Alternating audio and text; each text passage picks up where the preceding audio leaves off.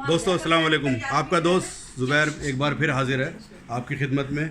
और एक काम करते हैं, अपने बचपन की तरफ चलते हैं और जो हमारी अब एज है उसको उसमें रिवाइंड का बटन दबाते हैं। चलिए, अभी ये रिवाइंड नहीं हो रहा है लेकिन मतलब हम पहुंच गए 17 ईयर 18 ईयर सारी एज में। सीमा साहिबा सलाम वालेकुम। अस्सलाम वालेकुम। तारुफ करा दूँ, राबिया आमिर सलाम वालेकुम। यास्मीन अस्सलाम वालेकुम। ये मोहतरमा टीचर हैं जी। और ये संटी लेके बजाती हैं सब पे। संटी नहीं लग बजाती मैं सिर्फ हाथ बजाती हूँ। संटी की जरूरत नहीं पड़ती। यानी कि स्कूल में जो आपको मिला वो बच्चों को वापस करती हैं। हाँ, वो वापस दे जाती है, उसको जरा थोड़ा सा मोटिवेट करके देती हूँ बच्चों को। तो एक काम करते हैं, आपकी तरफ बाद में आएंगे क्योंकि पिटना अच्छी बात नहीं होती। सीमा स्कूल लेके चलो यार हमें। हाँ नहीं, किस्से तो बहुत हैं लेकिन इतने पूरे याद नहीं होते, भूल गए कुछ, आधे अधूरे याद हैं थोड़े बहुत। तो किस्सा मैंने तो मैं इससे पहले भी सुना है। और एक बार ये हुआ कि क्लास हो रही थी हम लोगों की, 9th ऊपर हुआ करती थी, अहमद सर क्लास ले रहे थे। तो पता नहीं बैठे बैठे क्या हुआ कि वो जनरल स्टोर था नगीना स्टोर। तो वहाँ हम लोग मूंगफली जो छिली हुई होती थी ना वो बहुत शौक से खाते थे, और एक ऑरेंज आइसक्रीम।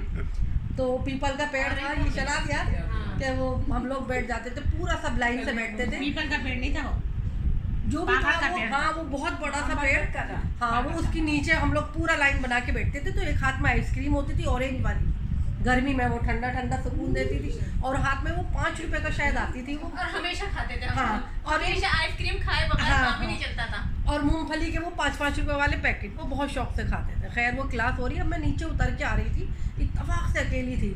और वो यूसुफ पापा उन दिनों में कुछ टाइम के लिए शायद वो प्रिंसिपल बना दिए थे। यूसुफ पापा प्रिंसिपल तो वो तो अचानक जिन की तरह हाजिर होते थे।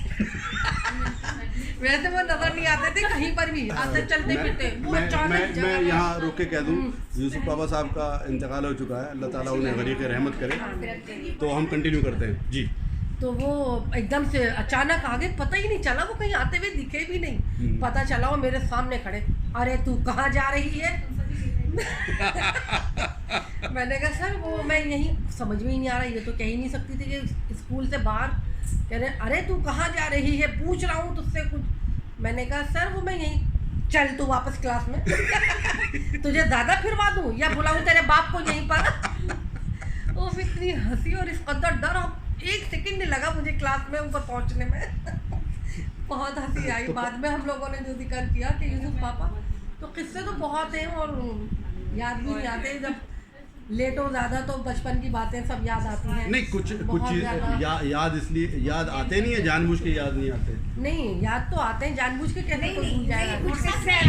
जानबूझ के याद नहीं किए जाते। और कुछ किस्से ऐसे हैं कि वो बताने वाले ही नहीं।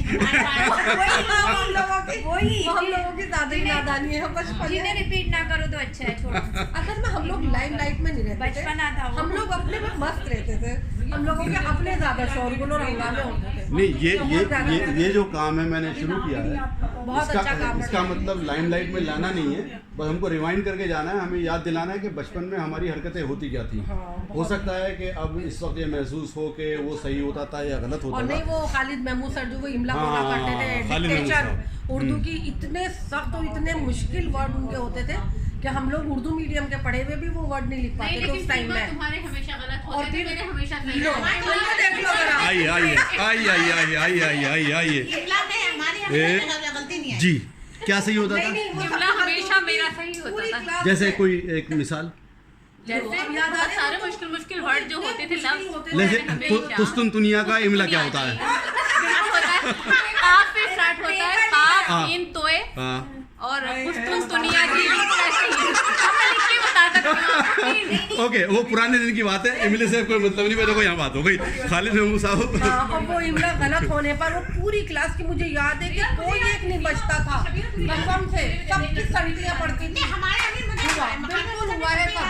और नियाज सर तो डेस्क के ऊपर खड़ा कर दिया करते थे। एक बार याद है, पूरी क्लास शोर मचा रही थी 8th में, उन्होंने पूरी क्लास को जो है वो चेयर के ऊपर खड़ा कर दिया, पूरी क्लास को, हम सब खड़े हैं। न्याज साहब तो क्या होता था कि न्याज साहब जब भी आते थे 8th क्लास में, जूते उतारते थे साइड में और सीमी से कहते थे चल जा पीछे जा अपने बैठ। किससे कहते थे? सीमी मुशीर से। अच्छा। हमें क्या कहते थे, मैं और सीमी साथ बैठते थे। अच्छा। हम 6 लड़कियां थे। सीमी तो सीमी से कहते थे जा पीछे जाके बैठ, अब मेरे पास ना जूते लेके बैठ जाते थे। अब मैं क्या करती थी, ऐसा करके दुपट्टा मुंह पे रख लेती। तो कहने लगे कि क्या हुआ, बदबू आ रही है? तो मैं कहती सर हाँ मुझे बदबू आ रही है। कहते थे अच्छा चल, वैसे तो मैं धो के आया था।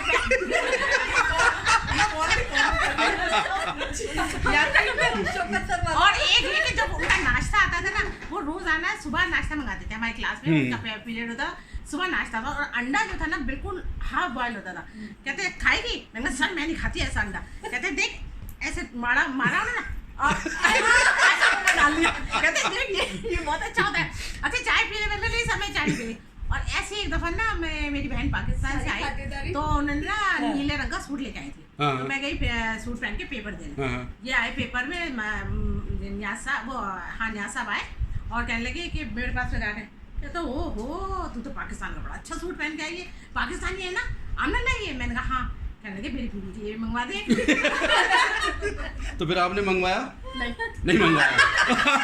ये सबसे इम्पोर्टेंट पार्ट था। एक काम करते हैं दोस्तों, अभी हम एक काम करते हैं, ब्रेक लेते हैं, ब्रेक के बाद फिर हाजिर होते हैं। तब तक के लिए खुदा हाफिज़।